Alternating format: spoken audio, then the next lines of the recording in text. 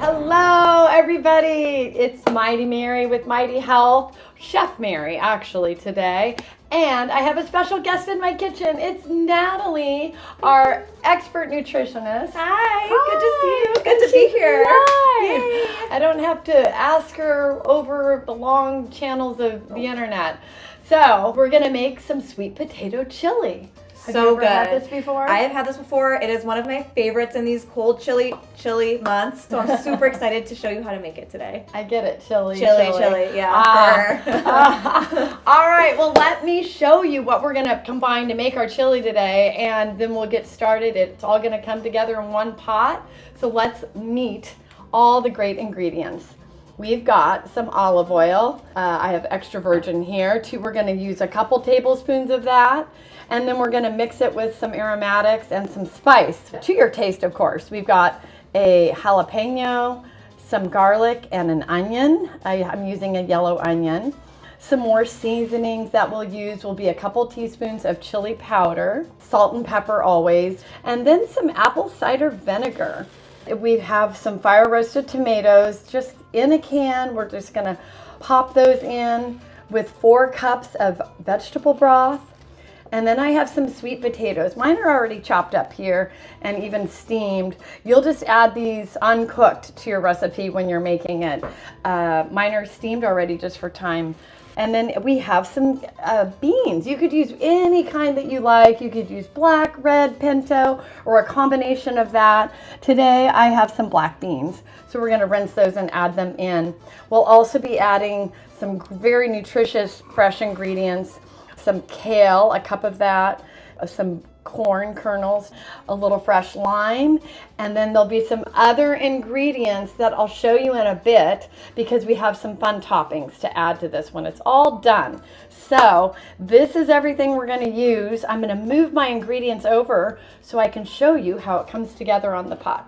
Okay, Natalie, are you ready? I am so ready. I've been thinking about this chili all day. Guess what? I got you your own cutting board so you could help me. I'm so excited to get help you. all I of love this to ready. chop. I think it's very meditative going through all the chopping. I know. You're a much better chopper in person than over the. I'm a little nervous. I'm all talk up to this point. Now I have to actually show what I've got.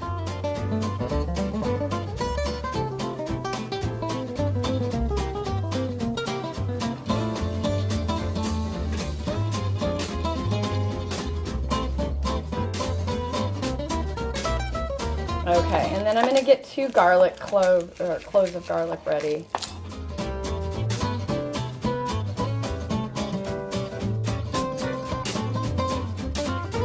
think I have the start of this recipe ready to go. I'm going to get rid of some of the extra. Wow, look at you going on that jalapeno. You're set. Remind me not to touch my eyes.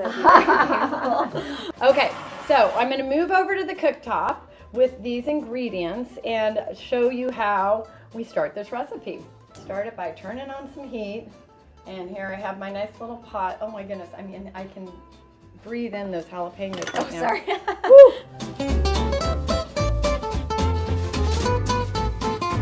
Yeah, once it gets a little shiny on there, you can go ahead and add your 1 chopped onion.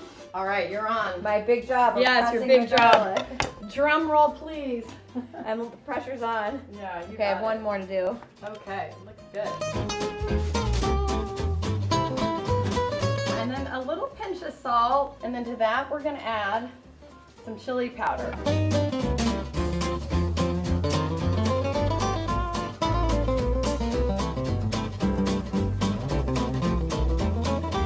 A lot of chilies are made with meat, and that's okay every once in a while, but I really like this one because it uses protein and fiber-rich beans as the main source of protein, and that's a really great way to stay on your health journey without necessarily raising your cholesterol level with red meat. So this is all just kind of simmering in there on a medium heat, and then we're gonna let the onions get translucent before we start adding our next ingredients, which will be a little bit of that apple cider vinegar.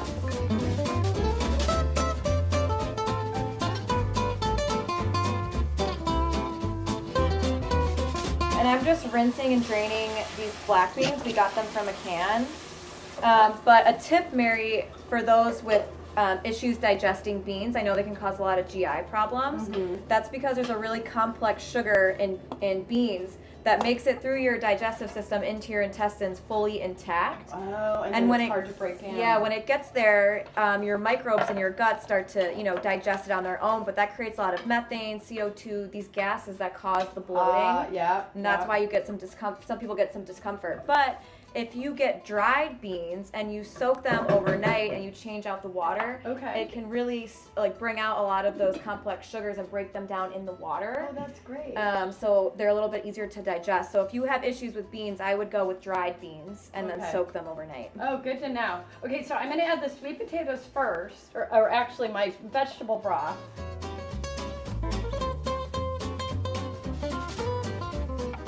I love that I can actually smell it. Usually I'm just over Zoom and I'm like, I'm sure it smells great. I know I was telling you last night how much I love sweet potatoes. Yes, I am a big sweet potato girl. I think she wants to marry a sweet potato. I think I would make a great wife to a sweet potato. There's so much you can do with them, and they're so good for you with the beta carotene. It gets turned into vitamin A, which is really good for your eyes, and it can actually help create light detecting receptors in your eyes. So when they say eat your carrots, they'll help you see at night. It's kind of partly true because it's in carrots too. Okay, this is the part where you would let the sweet potatoes simmer 20 to 30 minutes.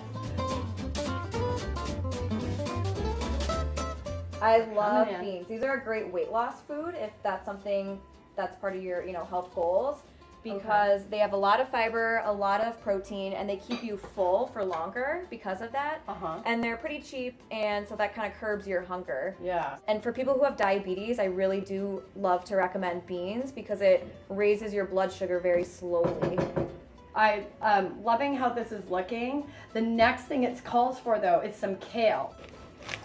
I'll bring over the toppings we're going to use too. Oh yeah, let's talk about those toppings while So we just have a little bit of cheese. You can omit this if you don't tolerate dairy well. Some green onions, and we just have a lime and avocado, which I'll just start chopping up while you chop. Okay.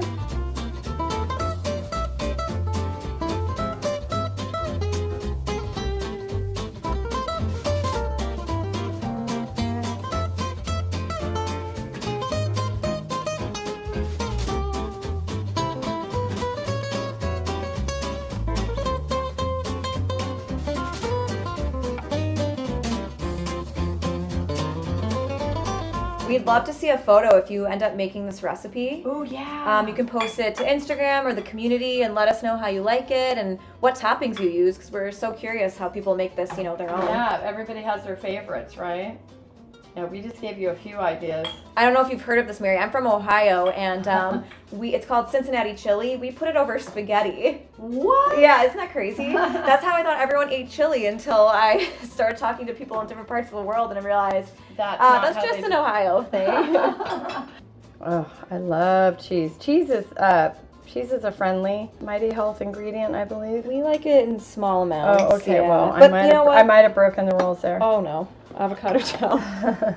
Avocado down.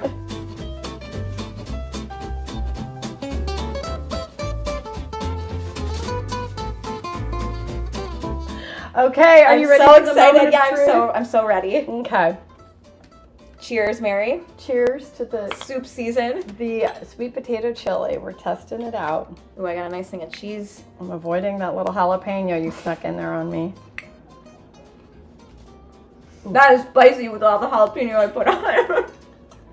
But delicious. Don't do too much spice, everybody. But spice is good, and it's good for you. It's good for you. Feel free to add as much spice as you want. Wow, that's delicious. Isn't it good? Yeah. Okay, and it's only going to get better as it simmers. As it soaks and all the flavors come together. So enjoy. We hope you love this as much as we do. So fun to have you here in my kitchen. Thank you for having me in your kitchen. Come every time. Only if you invite me, but yeah. Take care.